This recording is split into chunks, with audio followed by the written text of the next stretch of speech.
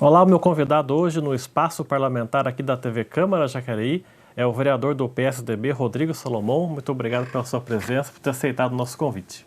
Obrigado, Rodrigo. Obrigado à TV Câmara. Para mim sempre é um prazer aqui uma honra estar participando desse nosso meio de comunicação e hoje um dos mais importantes da cidade.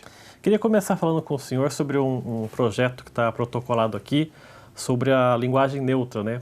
Que o senhor apresentou esse projeto para a Secretaria da Câmara, não foi votado ainda. Queria que o senhor falasse um pouco sobre isso, fizesse um apanhado dessa análise que o senhor fez para fazer esse projeto.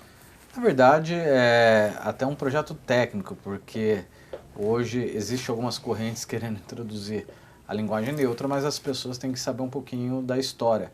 Para que você faça alguma modificação na língua portuguesa, você precisa da anuência de diversos países. Por exemplo, quando a gente teve a última reforma ortográfica que a gente teve, vários países, isso é uma coisa que demanda de anos. Então, isso não está previsto nas leis, na convenção que rege a língua portuguesa. E não existe, né? Ou o gênero ele é masculino ou ele é feminino.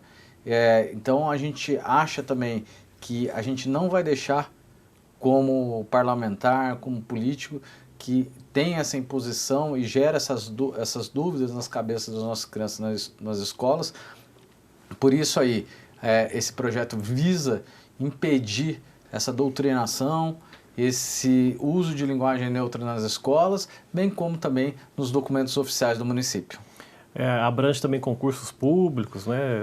Tudo relacionado ao que é público e de responsabilidade do que é público, a gente vai proibir esse uso de linguagem neutra, porque na verdade é uma coisa que não tem cabimento. Né?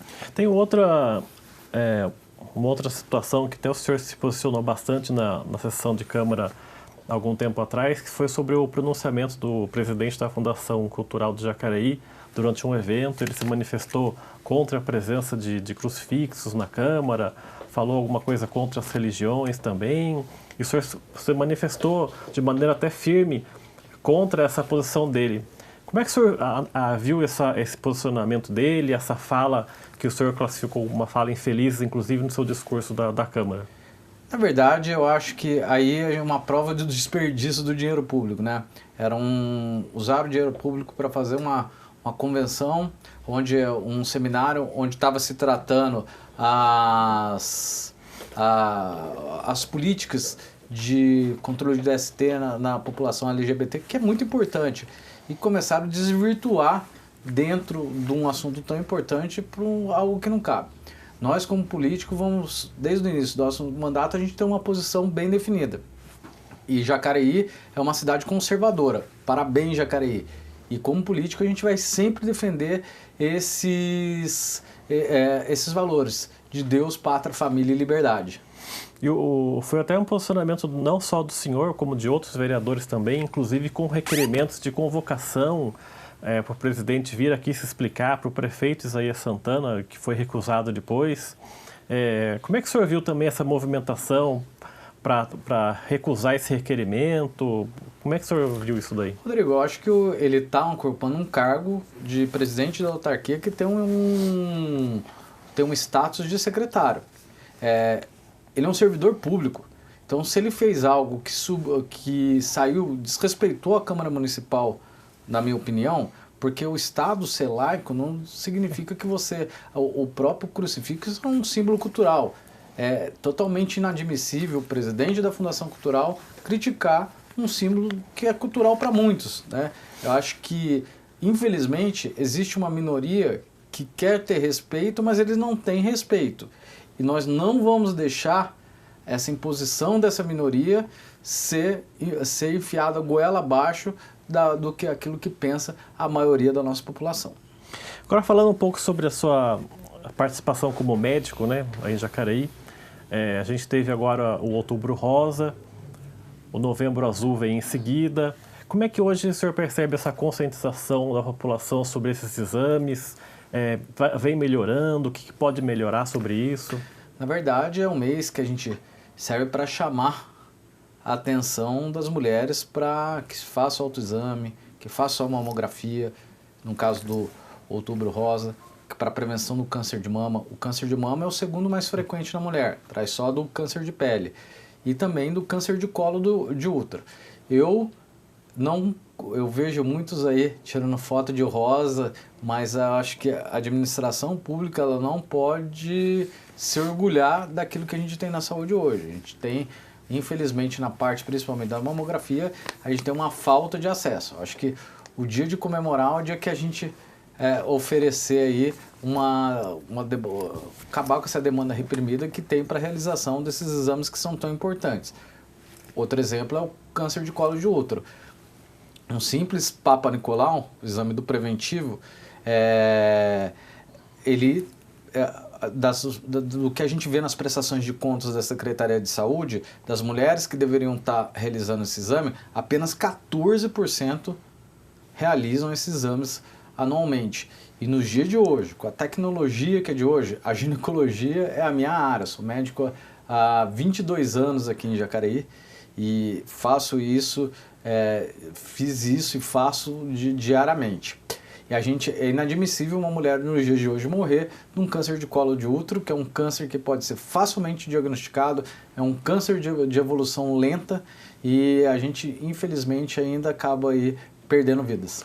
O senhor falou que 14% só as mulheres fazem esse exame, né? Se você pegar o número de exames realizados anualmente pela Secretaria de Saúde, que vem na prestação de contas, e estimar pelaquela que seria a população da idade que você imagina que seja sexualmente ativa até os 70 anos, mais ou menos, que é o que é preconizado, a gente vê aí, fazer os cálculos, vê que apenas 14% das mulheres aí realizam o exame. E o senhor vê esse tipo essa baixa porcentagem em relação a quê? A falta de informação, a uma falta de planejamento do poder público em relação a essas mulheres? Falta de informação, falta de planejamento do poder público. É inadmissível que uma cidade do tamanho de Jacareí a gente tenha, e com o orçamento que tem em Jacareí, a gente tenha tantos postos de saúde sem médicos e mais, sem os especialistas. Sou completamente contra esse modelo que criaram e para mim não funciona como médico. Tenho muitas críticas ao programa de saúde da família. Porque como ele foi concebido, o que está na teoria é excelente, mas não é o que funciona na prática.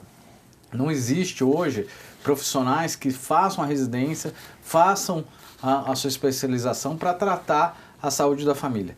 O que nós temos hoje é praticamente aí quase que, vou chutar uma porcentagem de mais de 70% de médicos recém-formados que não conseguiram sua vaga na residência e vão fazer um ano vão trabalhar fazendo aí o programa de saúde da família para se sustentar até conseguir passar numa prova de residência. São médicos assim recém-formados. Esse modelo é muito ruim, porque a gente não atende o paciente de forma adequada, a gente não tem um especialista para tratar, a gente gera exames desnecessários e isso aí corrói o orçamento da saúde e a gente não consegue dar uma qualidade de atendimento aos munícipes. Posso perguntar aí, outro dia conversando com uma munícipe, eu saí do Igarapés, fui médico lá, ginecologista por 12 anos, saí acho que foi em 2014, mais ou menos. Depois disso, nunca mais teve um ginecologista trabalhando diariamente no posto de saúde. E naquela época tinha eu e o Ernesto. Aliás, nas audiências públicas da saúde que estão ocorrendo aqui, né, ocorrem de uma forma sazonal, o senhor critica também a posição em relação à empresa terceirizada, o Caminho de Damasco, que há várias denúncias ali. Queria que o senhor falasse, explicasse para a população do que se trata e o que pode ser feito, o que a Câmara pode fazer em relação a isso.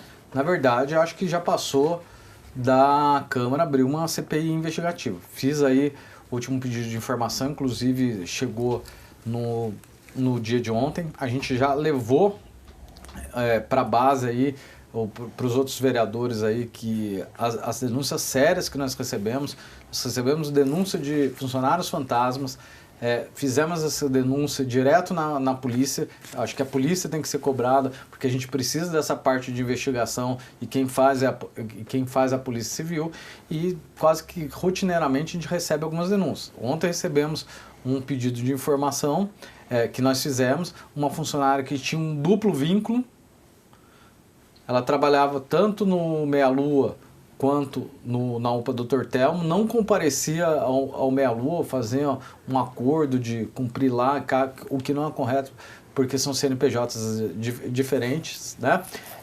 E além do mais, usava a ambulância do município para fazer um Uber para ir bater o ponto lá no Meia Lua e voltar. Está escrito, foi apurado. E o que aconteceu? A mulher foi promovida. Essa é a saúde. Eu acho que você tem que ser certo. Nós não estamos perseguindo ninguém, mas a gente tem que ter coerência e tem que fiscalizar as OS que prestam serviço para o município. Nós estamos tratando de gente. E essa OS recebe aí em torno aí de 30 milhões, mais de 30 milhões de reais por ano do nosso dinheiro. E essa CPI, ela pode realmente acontecer? Porque a gente vê hoje na Câmara uma divisão de 8-5, mais ou menos, para a base da Prefeitura.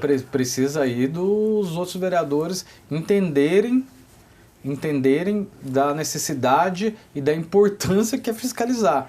Eu sempre digo, falo isso desde o meu primeiro mandato aqui.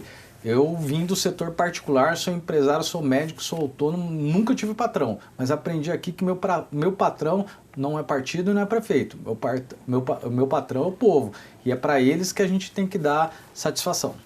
E para a gente caminhar nesse sentido, os problemas relacionados à saúde, fora da empresa terceirizada, a gente vê nas redes sociais, de vez em quando, reclamações de atraso, de demora em atendimento.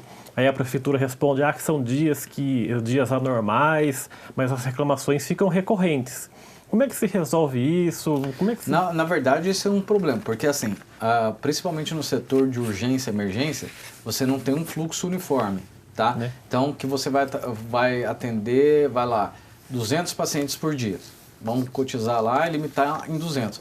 Tem dia que você vai atender 100 e tem dia que você vai atender 300. E não tem como você arcar com esses custos, para manter uma equipe dimensionada para atender 300, 400 por causa de 2 dias por mês, 3 dias por mês, se no outro dia tem 100 atendimentos. Então você faz na média. E realmente tem dias que são problemáticos. O que mais me aborrece, e essa é uma luta constante, isso é público, é que a saúde, todos esses anos de governo, ela já recebeu dos cofres públicos cerca de 1 bilhão e 500 milhões de reais. E qual foi o legado deixado para a saúde do nosso município? Nenhum. Eu sempre digo aí que uma casa você começa dos alicerces. Nós não temos nenhum hospital municipal, não foi feita nenhuma reforma na Santa Casa. A gente mandou as emendas impositivas para que reformasse as enfermarias e até hoje, isso foi em 2018, 2019, não foi liberado essas emendas para a reforma das enfermarias da Santa Casa. Por quê? Porque a gente tem que tratar nossos pacientes com dignidade. Aliás, a prefeitura reformou aquele hospital de campanha, que era um hospital particular e entregou pro... E a Santa Casa lá Deus dará. Então, quais são as prioridades? Eu vou falar para você, eu sou bem claro como político, para quem votar em mim sabe que está votando e o jeito que eu vou agir. Para mim, nada mais importante que você ter um hospital de qualidade, você dar conforto pro seu paciente. É mais importante do que asfalto, de que praça, de qualquer coisa. Essa tem que ser a prioridade do governo. E a prefeitura chega a abrir concursos para médicos, só que daí o concurso é esvaziado porque o salário é muito baixo também, né? Daí fica aquele negócio de culpar, querer jogar a culpa no governo federal.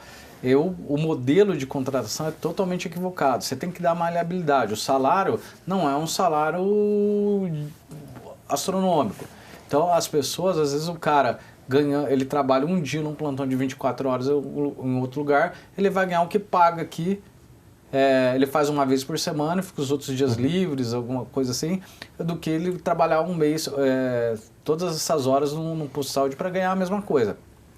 Então você tem que dar maleabilidade. Não estou dizendo em pagar, talvez nem pagar mais, mas de vez de contratar 40 horas, você fazer contrato de 10, de 20, para você conseguir atrair um número maior de profissionais. Para a gente encerrar o primeiro bloco, recentemente a gente teve o Dia do Médico, né, 18 de outubro, e os médicos não puderam fazer eventos em comemoração a isso, porque houve uma espécie de censura do Tribunal Superior Eleitoral em relação a isso, né? Rodrigo, isso é um absurdo. Para a população que está em casa, o Tribunal Superior Eleitoral, o ministro, o careca lá, Alexandre Moraes, pô, dá até vontade de falar como a gente chama ele, mas ele proibiu que o CFM fizesse a campanha dos Dias dos Médicos. Por quê? Por quê, Rodrigo? Porque talvez você que está em casa e vê a mídia culpando o nosso presidente por causa das mortes da pandemia, nós perdemos mais de 600 mil vidas. Mas quantas pessoas morreram nesse mesmo período? Você sabe? Isso são dados oficiais. No mesmo período da pandemia, onde morreu 600 mil pessoas de Covid, nós perdemos 15 milhões de pessoas por outras doenças. E isso eles não querem falar para a população. E nós médicos sabemos, porque nós estamos na linha de frente. Nada mata mais no nosso país do que a corrupção. Da corrupção, que o dinheiro não chega para o paciente pegar o remédio da pressão no posto, ele morre de infarto, aquele que não consegue fazer um exame, diagnosticar um câncer, não consegue fazer uma simples consulta, ou que perde a vida numa UPA esperando a transferência para um hospital de referência. É isso que mata no nosso país.